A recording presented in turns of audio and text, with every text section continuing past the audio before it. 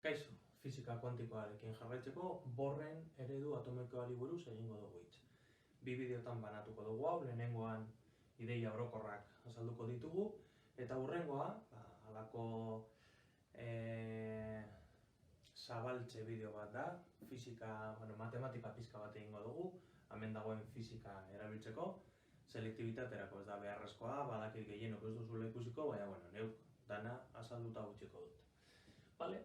Egin dugu hitz nola hidrogeno atomoaren igorpen eta zurgarpen espektroak ezin zirela azaldu, fisika klasikoa jarraitutaz, eta Bohrrek orduan, ikusita baita Rutherfordek, Bohr, Rutherford, Thomson, Dalton, Schrödinger, 3. mailan, 4. mailan, lehenengo mailan eredu atomikoi buruz egin dugu hitz, 2. mailan ere egin bar dugu, goratzen baduzue Daltonek egin zuen eredua, gero Thomsonek beste bat, eta Rutherfordek egin zuen beste bat.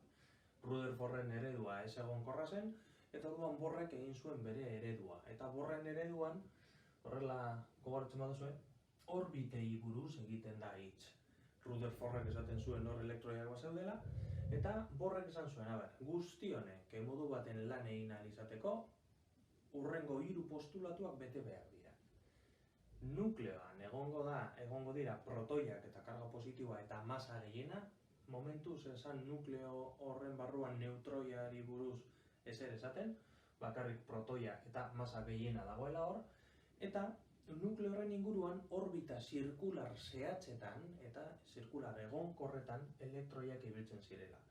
Elektroi bat, orbita horietako batean zegoenean ez zuen energiarik igortzen.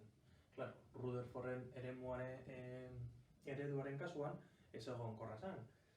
Fisika klasikoa hartzen badugu, horrek azkenean kolapsatu egiten zuen eta nukleoaren kontra talka egin behar zuen. Bohrrek konpondu zuen hori esanez, nukleoan protoia dagoela eta masa gehiena, eta orbita zirkular batzuetan elektroiak ibiltzen zirela eta elektroiak orbita horietan zeudenean ez zuten energiarik galtzen.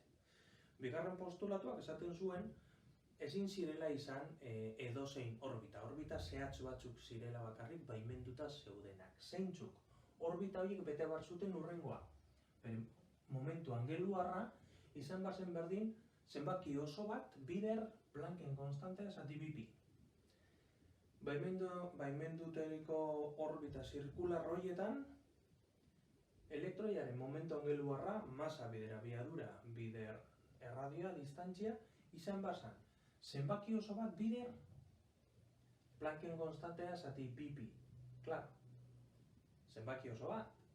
Zenbaki oso hori izan zitekeen bat, 0 baldin bada nukleoan dago, bat, 2, 3.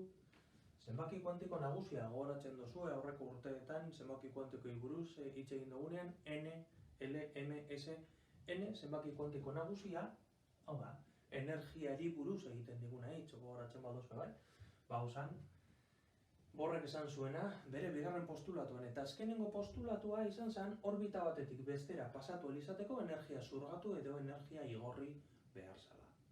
Energia zurgatzen bazuen, fotoi batek energia ematen bazion elektroiari kitxikatu egiten zen eta hurrengo orbita baimendu batera pasatzen zen. Orduan, orbiten arteko energia izan bazan fotoiaren energia. Fotoi honek energia nahikoa baldin badakar, batetik bira salto egiteko, egiten du salto.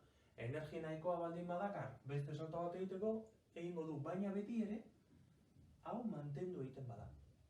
Eta igorpenaren kasuan, elektroi bat bere orbitatik kanpo baldin bazegoen, kitxikaturiko orbita baten baldin bazegoen, eta energia minimora joaten bazan, jeizterakoan orbita batetik bestera, fotoi bat igortzen zuen. Eta bi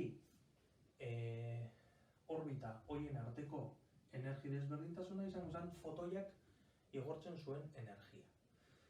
Guzti honek, hurrengo bideetan ikusiko dugu, badauka ikasi dugun guztiarekin lotura, bale? Baina, Bohrren eredu atomikoan 3 postulatu. 1, 2, 3.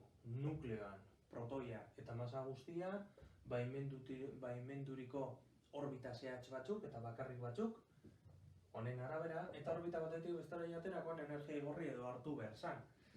Bale, orbita, gogoratu orbita, joango gara aurrerago eta orbitalei buruz egingo dugu hitz. Bale? Venga.